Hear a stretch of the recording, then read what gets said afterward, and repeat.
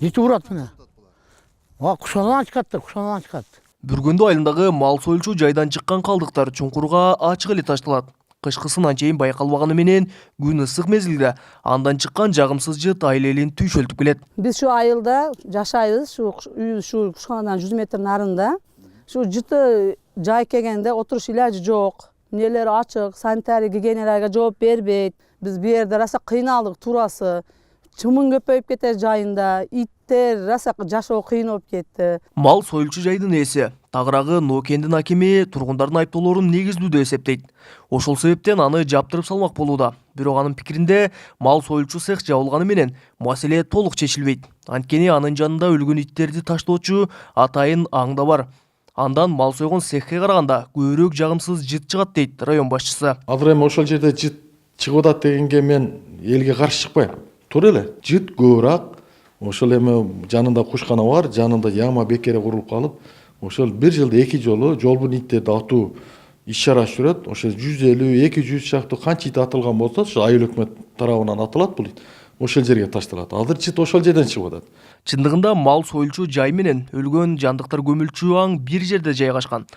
Алардын аралыгы болгону 20-30 метрди гана түзөт. Эң кызыгы аңды азыркы Нокен районунун акими 2016 жылы Бүргөндү айыл өкмөтүн жетектеп турган учурда өзү курдурган. İt göğüp gitti degende ittat oynayıp 30-50 it tapıp tüsteyt. Boşanı satsığı yazdı hazır bilinmeydi hazır. Ettegene yazığa çıkkanda satsı adam oturup oydu verdi.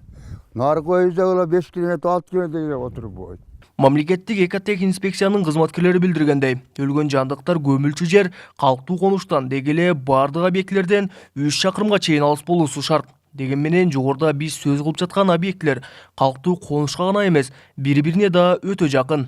Андалар эмнеге ушул мезгилге чейин бир ирет да текшерилип, жабылган эмес? Бул сурообузга мамлекеттик экотех инспекциянын өкүлү төмөндөгүчө жооп узатты. Туруп кыстаттан бизге официал маалыматка тизмеге берилген эмес да. Алынган эмес. Азыр же бир заявителден бир заявление түшкөн эмес. Интернетке же баанда жалам.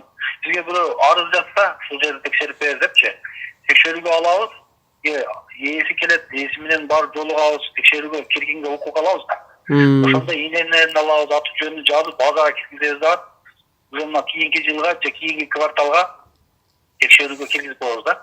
Көрсө, бул жайлар боюнча жергиликтүү бийлик ушул күнгө чейин бир да жолу мамлекеттик экотех инспекцияга маалымат бербептир.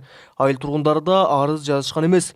Ошентип элди нааразы кылган мал союучу жай толук жабылмай болуп турат. Ал эми анын жанындагы атылып келинген жолбун иттерди көмгөн жердин тагдыры азырынча белгисиз. Анткени аны тийиштүү кызматтар эми текшерүүгө алган турушат. Анын жыйынтыгы менен гана башка жака которулуп, тийиштүү адамдарга чара көрүлмөкчү. Кабылбек Учкунбай уулу, Тынчбек Долдаев, Жалал Абад облусу.